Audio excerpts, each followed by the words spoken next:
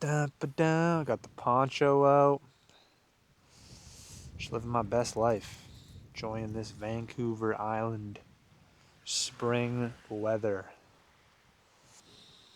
Things are coming back to life after a long winter. Just like us, man.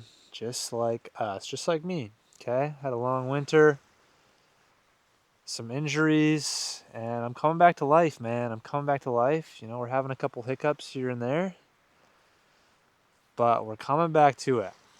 So, it is currently Saturday, so we finished up our training week 2 of our training. Yeah, yesterday really. I didn't train yesterday because I just felt like shit. But anyways, it's Saturday, rest day. We finished up week 2, and it wasn't very successful, to be honest. Not like the program wasn't good or the training itself wasn't planned properly or anything like that. I just missed a huge pillar of kind of health and recovery, and that is sleep. So I didn't sleep very well for most of the week for some various reasons that I don't really need to get into because we all know what we need to do to sleep, but they're easy things, but they can be really hard to execute on, to be honest. Um, so yeah, I just didn't execute on some lifestyle things, and it really affected my sleep. And I just need to do a better job of doing that because it really affects my training, and I don't recover well. So I go into training sessions tired, or this week I went into pretty much every single training session tired, and I didn't feel recovered after those first 2 days of hard work. So after Monday and Tuesday, I didn't sleep well on either one of those nights, and then I went into my second half of the week, so Wednesday, Thursday. Or fuck, I fucked that up. Anyways, so after Christ on a Sunday, let me restart this part of the video. So, anyways, I just didn't sleep well, so I was tired going into Sunday. Actually, I felt all right going into Sunday, but then I didn't sleep very well. So Monday I was pretty gassed, and then I didn't sleep well for the rest. I didn't sleep well for the rest of the week. So going into that Wednesday Thursday or those Wednesday Thursday sessions, I didn't feel recovered from the start of the week, and I had no energy. And then after those sessions, I didn't feel recovered at all, and I was just fucking drained. So was it the workout split? Was it the exercises? Did I do depth jumps too early without enough progression? God, like maybe, but the big thing here is like, hey, it doesn't matter because you didn't sleep enough and the quality of sleep was shit. So that's really going to be the main pillar of recovery is your nutrition, your stress, and your sleep. So we know our body is going to rebuild itself when we rest and when we sleep. So if it's not able to rebuild itself, it doesn't matter if we're not stressed or our diet is good because we didn't give ourselves that time to rebuild tissue and just like reset, honestly. So yeah, big takeaway is just like you need to take care of those things. I need to plan my week out better, and I need to just take care of myself, right? Like that's the most important thing is taking care of myself and staying healthy, and sleep is a huge part of that. So I just need to execute a little bit better on a couple things and just get my sleep under control because that's just going to make everything else so much better. It's going to make my training better. It's going to make my professional work better. It's going to make these videos better. Um, Everything that I really want in life, when I really think about it, couple Canadian geese getting after it. These geese are coming up on me. They're fronting on me. They want to fucking fight me. I was going to say they want to fuck, but that'd be weird. But anyways, a lot of the things that I really think about when it comes down to what I really care about and what I want my life to look like come down to, hey, man, you got to be a healthy human being. You got to be super healthy so that they can happen and that you can continue to do them for as long as you can and progress them as much as you possibly can. So like dunking, playing basketball, sprinting, all all of these things that I get a lot of joy from and that I really want to progress and like see how far I can take will not happen if I don't have a healthy lifestyle that supports that allows me to recover. Yeah. So health is really the pillar of performance. It's really the foundation. If we don't have a health, and we're not hitting those like dimensions of wellness or dimensions of health, and we're not hitting those basic things of sleep, nutrition, low stress, and you could even put in like some spirituality and social type of things, it's going to make these other, it's going to affect performance basically is what I'm trying to say. So it's just super important that we get that. But yeah, let's get into the week here. So same as last week, we came into Wednesday and that was a jumping, sprinting, more explosive day. So we had a dunk session and then we had an acceleration session. So we did some sled work and then we jumped into some timed accels. And to be honest, this day was okay. It took me a really long time to get my jumps going. I felt just like, fuck, I don't even really know. I just didn't really have it. And then after about 45 minutes to an hour, I turned it on, but it was just so late into the session that I got probably 30 minutes in. I knew I overjumped, but it was just like, fuck, you just want to get it in because there's only 2 opportunities in a week and you just don't want to waste them. So I was already going. I started to feel the juices flowing, started to feel like I was jumping good, and I started to get some good reps. But I just knew I overjumped. And then I got to the sprint session. It went pretty good, but I definitely was tired from all the jumping and not sleeping. And then we had depth jumps. And those probably just weren't even effective at that point because we just done so much work. This was like a 3-hour workout by the end of it with the travel time and everything. And then on Thursday, we had our lift. So this was an absolutely horrendous lift, probably the worst one of the block so far. Basically because I overjumped and I wasn't recovering at all because I wasn't sleeping. My knee was super sore. I could feel a little bit of my Achilles and I was just generally sore, right? My muscles were just sore.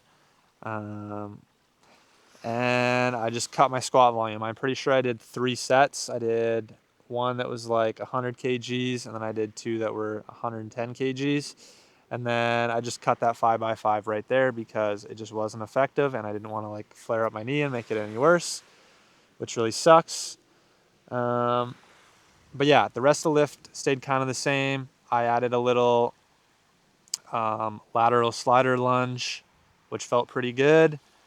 Yeah, which is going to bring me to the next part of this video, which is adjustments to the program. So I want to make some adjustments. First thing being the depth jump.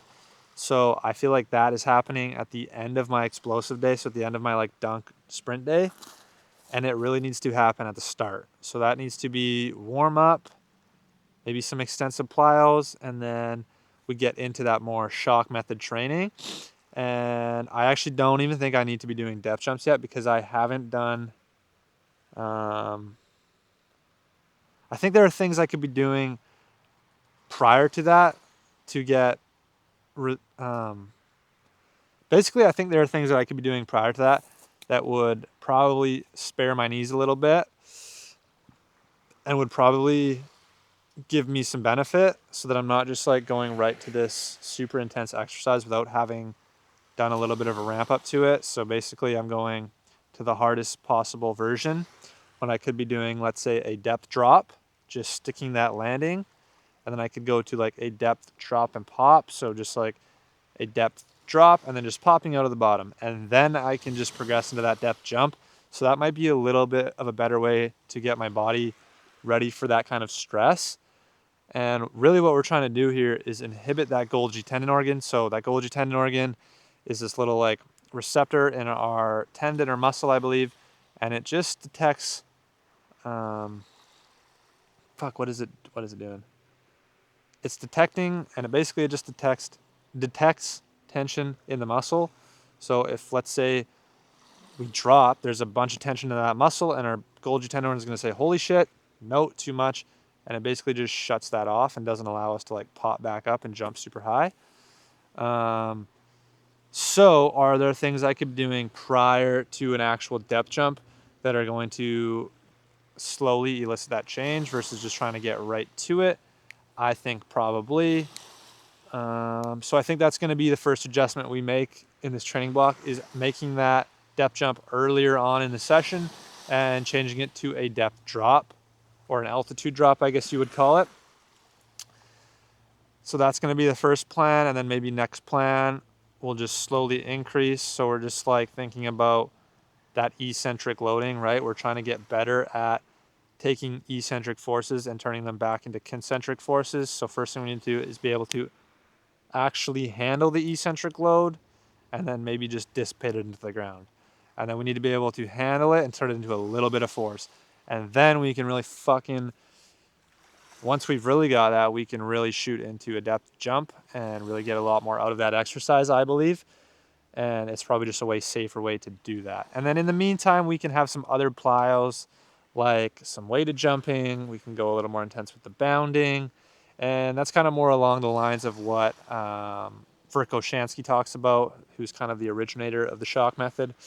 So that might be a little bit better anyways, right? We get to try this new system, or we get to try it kind of the way it was originally meant to be, and we get to be a little bit smarter about our progressions, which is always kind of cool. And we get to plan a little bit of progressive overload, which usually goes pretty well for me and is super beneficial knowledge-wise to understand how that works and how that feels. So that's the first thing we're going to do, is change the depth jump. Second thing we need to do is understand what we're getting. So what boxes we're checking and what boxes we're not checking. So right now I've got things like the calf isometric with the overcoming isometric at the end of the workout. Again, that should probably be at the start of the workout, if anything, just to get my body ready to go and handle some high forces, ramp up my nervous system, instead of at the end. And I'm also already getting a lot of calf work with sprinting, with jumping, with the extensive plyometrics I'm doing. So do I need to get more of that through a heavy calf overcoming isometric?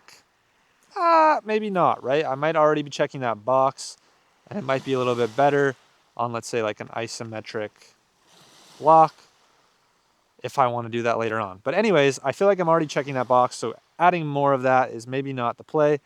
So what can we substitute there and get a box that we're maybe not checking? And that would be, for me, probably some lateral plane of motion work, as well as some transverse plane of motion work. So some twisting and some lateral movement.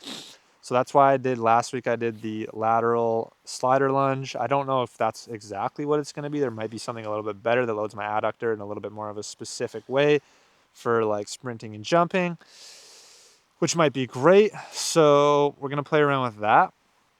And then we also probably are going to want some kind of twist. So maybe just making sure we're getting some kind of chopping motion in there, and stuff like that. Yeah. So those are probably the three big things I'm looking to change going into week 3 here.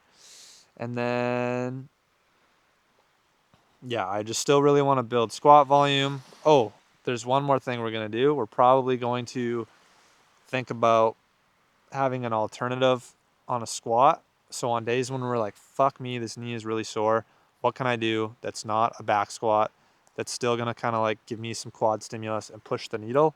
So looking at maybe like an isometric in a more top range of that, or in like a higher range of motion in that squat, that I can handle and really get a good quad burn and really just like still get something out of that. I also might just have that anyways for every single workout, just so that I'm like activating that quad, getting that isometric in, but we'll see. So those are the main things we're focusing on for the coming weeks here. But yeah, really just need to sleep better, recover better, take care of myself, take that part of life serious, take that health part serious, right? I can't be just fucking around on the recovery side of things and on the lifestyle side of things, because that's really the backbone and the foundation of performance. And really all the things I love doing and want to be doing late into life are performance based at the moment, and I get a lot of satisfaction from that and a lot of joy. So I want to be able to do that for as long as I possibly can. So I really just need to take care of my health at this point and make it more of a priority. Fucking rights, guys. I think that's all we got to say here.